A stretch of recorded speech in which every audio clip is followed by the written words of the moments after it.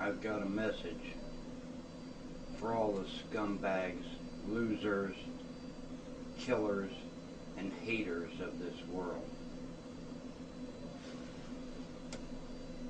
Evil must be punished.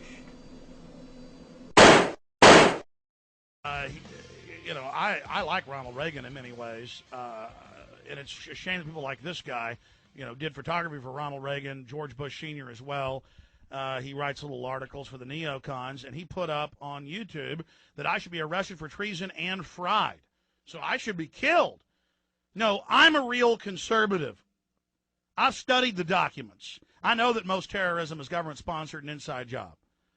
I know that people running our country want to bring in a new world order, and they've said they want to. Okay, I'm defending the republic. I'm upset about what's happening. And all over the place, top national talk show hosts have called for my arrest. They've said I need to go to a concentration camp. Michelle Malkin has said people who disagree with the government should go to a concentration camp. It is so un-American to then claim we're in a time of war. And so because Lincoln arrested people, Alex Jones should be arrested. It's incredible. And that's the argument they're pushing, and that's there have been a bunch of news articles about neocons pushing this and wanting this and saying this. Let's just go ahead and play about 30 seconds of this creature. Here it is. Hi, Gordon Bloyer here.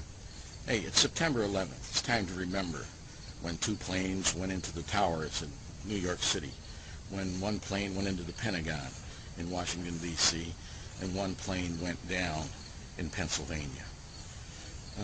The fact is, these things did happen as you saw them on television. There was no conspiracy. There is no bombs placed in the World Trade Center. The facts are clear. There are no unanswered questions. There is no conspiracy. People who are out there lying, like Alex Jones, are undermining our efforts to fight these terrorists. They are committing treason. When you lie at a time of war, you are committing treason. Remember, friends, there is a lie is not a point of view, and it's not an opinion. It's just a lie. And a lie in a time of war is treason. It's giving aid and comfort to the enemy. It's time for Alex Jones to be arrested for treason and tried in a jury of his peers. We need to prosecute these nutcases. They are an enemy to the United States of America. That's what we need to do. Try them for treason. You little soft blowhard, you fake conservative. The people that have introduced Senate Amendment 2237 for total complete amnesty of 30 million illegal aliens who can then bring 12 family members apiece. What is 12 times 30 million? That's more than 300 million. That's more than's already here. There's 6.5 billion people. They all want to come here. This is admittedly to bring in the North American Union. We have the official documents, and neocons are all over talk radio denying it exists.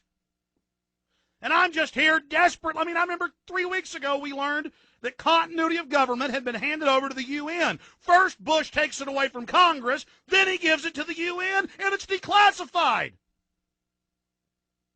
And then we got people like this, because I'm here exposing government-sponsored terrorism. Hey, buddy, I was saying 12 years ago Gulf of Tonkin was staged. It's now completely declassified. The LBJ tapes of him on the phone from the ranch in Johnson City up to McNamara in D.C. about how they were going to stage it are released. It's on C-SPAN.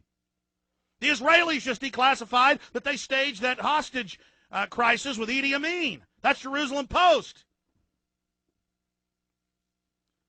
It's incredible. And what do the Pentagon documents say? They say we're going to, P2OG is the name of the whole Pentagon office, $6 billion a year. They say we're going to go into Iraq, we're going to blow the place to bits, we're going to destabilize it, and then it's going to create real terrorists, which we want to then spread the crisis. That's a Pentagon document. P, letter P, number 2, O, G. It's real easy. Google it. AP, Reuters, UPI. 5 years ago. Year and a half before the invasion. I don't know, 2002. How long ago was that? Almost 5 years ago. All right, Alex. First of all, let me say that I applaud the fact that you're in the process of exposing government corruption. I think that's a good thing. I think it's a necessary thing. And that's well and good. And I say keep it up. But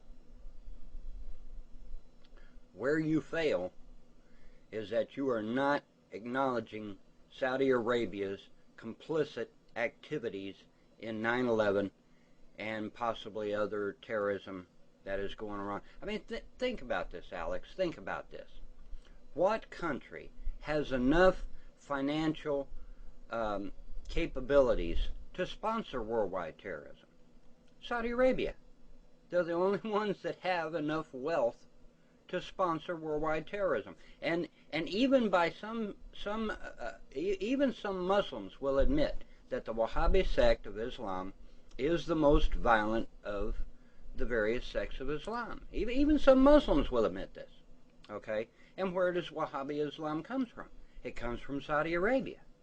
It comes from Saudi Arabia. You yourself, Alex, acknowledge that the only plane that was allowed to fly on 9/11 was a Saudi plane, and you also acknowledge that that plane contained the bin Laden family. But then you don't say anything more. You acknowledge that the majority of the terrorists were Saudis, and you acknowledge that the only plane to fly on 9/11 was a Saudi plane. But that's it. You don't come out and say, well, yeah, the Saudis were complicit. They were an active participant. They were involved in 9/11. And see, that's where you fail. Now, is this Bloyer, the blowhard Bloyer, I guess you could call him? Is he a government shill? Oh yeah, there ain't no doubt. There's no doubt in my mind he's a government shill. But you know, see, I'm caught between the two extremes. Okay, you're wanting to bash the government, lawyers wanting to bash Islam, and I'm right here in the middle saying you both are right and you both are wrong at the same damn time. Okay, because it's both. The Saudis were complicit. Elements of our government were complicit. Did Bush know? Maybe, maybe not. I'd say the fact that he hesitated for a good half an hour before he got up and left that school building would tend to make me believe that he was either complicit or he was just following whatever his security was telling him.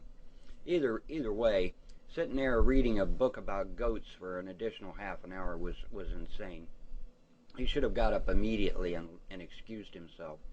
But anyway, no, it is both. It is both government and the Saudis. Why didn't we haven't dropped one single bomb on Saudi Arabia, not one.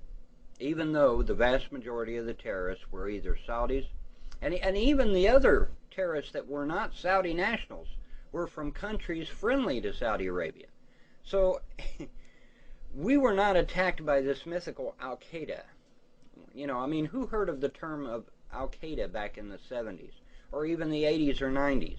No, there was no talk of this Al-Qaeda back then, even though terrorism was being waged against the United States. You know, even as recently as the attack on the Cole, there was no such thing as a mythical Al-Qaeda being spoken of. This is something created out of whole cloth.